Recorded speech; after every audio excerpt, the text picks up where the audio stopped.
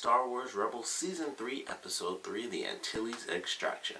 Now, aside from being a pretty awesome episode for introducing us to a young Wedge Antilles, this is a really awesome episode for Sabine. We got to hear a little bit about her backstory of being a cadet, which they may have mentioned before and I just completely forgot, but we got to hear a little bit about that. We got to see her actually go through what she was familiar with before she kind of had her change to being one of the rebels.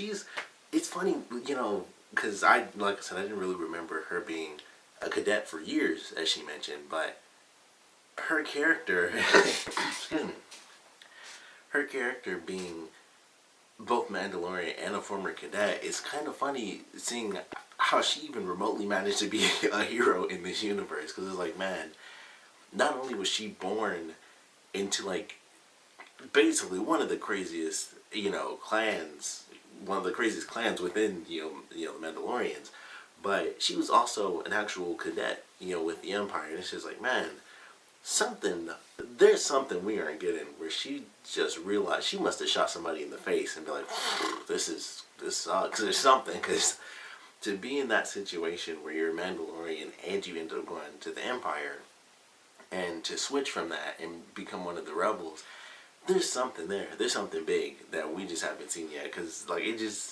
didn't really occur to me until she said, like, I was there for years. I'm like, she was at the Empire for years as a cadet and was a Mandalorian. She must have killed somebody, or maybe a bunch of freaking people, because they even, in the last season with her sister, it got pretty crazy. It was like they used to be pretty bad with each other. So she did some crazy stuff where it was like, man, I probably ruined 1,800 lives. Gotta call it quits. So something happened there. But I really noticed that in this episode when they talked about her time with the Empire. But I love getting to see more Sabine. Still not a ton with her. I mentioned this before, especially because I kind of like Mandalorians because they are so violent, and I kind of just love how interesting and crazy that gets. I would have loved to have really learned a lot more about her history, but we still got to see a Sabine-focused episode, which was very cool. So I really enjoyed that. I like getting to see her. It was interesting seeing her with, we officially have a season where she has two hairstyles in one season, so we got two different colors for this season. But I thought it was cool, her going through the process of getting back into being a cadet and getting out the other cadets that wanted to become rebels. So I thought that was pretty cool.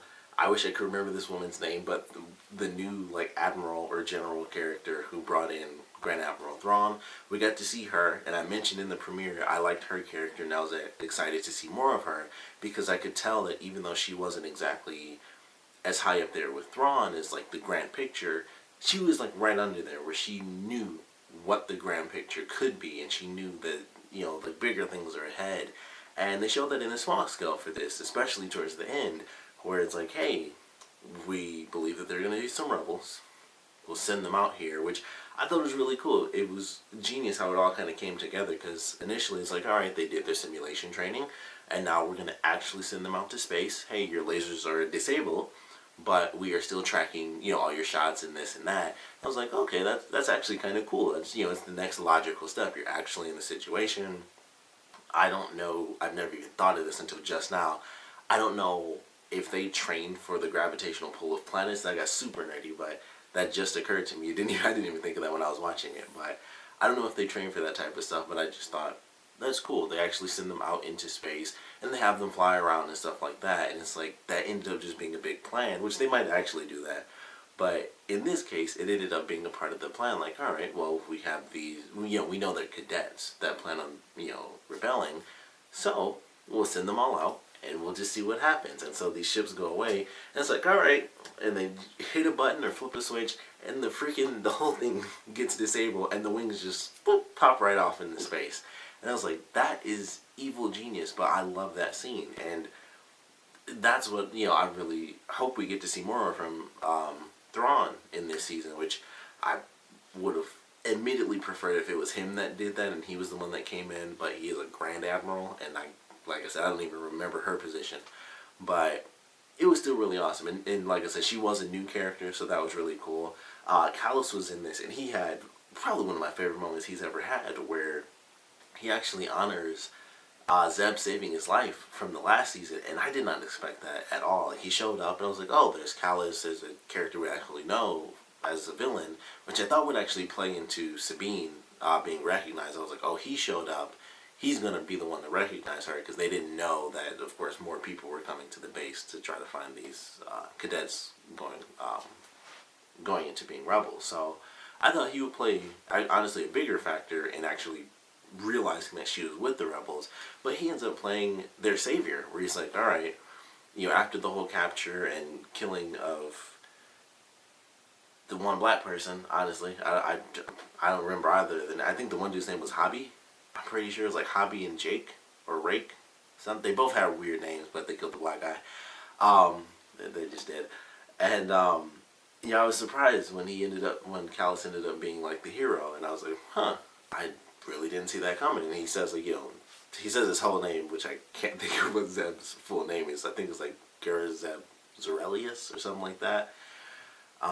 But I loved that. I was like, that was actually really cool. And it just also made me think like one of my favorite episodes from the last season, because that was a really good episode. So we got to see a bit of Sabine, not, no backstory stuff, but it was a Sabine focused episode, which I really enjoyed. I thought the action was pretty cool. I actually like seeing the simulation. We got to see a lot of the inside of, some of the Empire ships, which is really cool, because we don't get to see that a lot. We got, the simulation with Sabine and Wedge, flying around. I was like, I actually like seeing this, because with it being Star Wars, it focuses on the heroes all the time. And so with this being, not one of the, movies and everything, we really got to see, the inside for quite a while. We got the first simulation, and then when they were actually out in space, we got, kind of their second training session, and it's just the inside of TIE fighters and stuff like that. And I was like, that I love. So I thought that was really cool. Also, the opening was pretty harsh, because every one of the heroes got completely killed off, and I was like, that's a pretty insane opening. And they kind of replay that scene, and I thought that was actually pretty interesting. I was like, oh, I wonder how this will affect Sabine, but she played it off pretty cool in that opening section. But I thought that was interesting. I liked the way we got to see some of the inner workings with the Empire, which is pretty cool. Like I said, I love the focus on Sabine. She's probably my second. Well, I'd have to say that it's pretty much automatic. Once you get a lightsaber, you're like for 1 and 2. So she's like my third favorite person, first favorite non-Jedi character in the show. But I love getting to see more of a focus on her, even if it wasn't, backstory based. We got to see Wedge introduced to the rebellion, which I thought was pretty cool. Not sure how far they're going to play around with that idea, but they introduced him, and considering his role in the main films, they could easily explore a ton with him, because it's not like he's, he was all over the place in, the original movies. So, we could get, I'm sure they're going to utilize that. They probably won't have him in there too much, but it's like, hey, it's Wedge Antilles.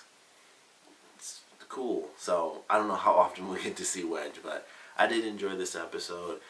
Don't know what the next one's going to be, but I am, as always, excited for it. I love the little musical thing that they had at the end of this episode. But my favorite thing about that was that the ending sequence, there was a scene with Kanan and Ezra and some random old guy on a land speeder, and that was awesome. I can't wait. Whatever episode that is, I can't wait to see that, because I just thought that was a cool scene. And they like cut the legs, had a slant on the walker, and then they keep going. I was like, I can't wait to see whatever episode that is. So really excited for that one. But I certainly enjoyed this one, of course.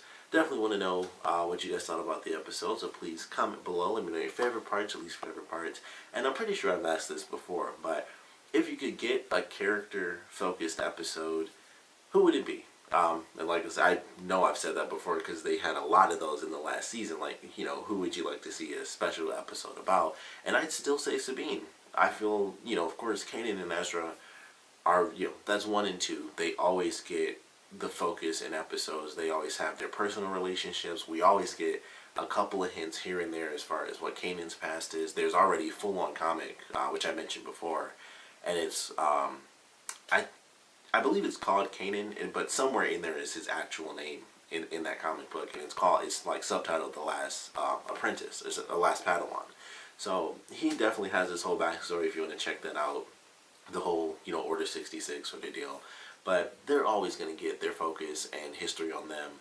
But the rest of the team, they aren't the Jedi, so it's not going to be as focused on them. And like I said, if it's not Jedi and Sith, Mandalorian is right there. Sometimes Mandalorian might be even above what I want to see from the Jedi and the Sith, because you just never know what you're going to get. You got Mandalorians that kind of just do crazy mercenary Mandalorian things. You got some Mandalorians like Sabine.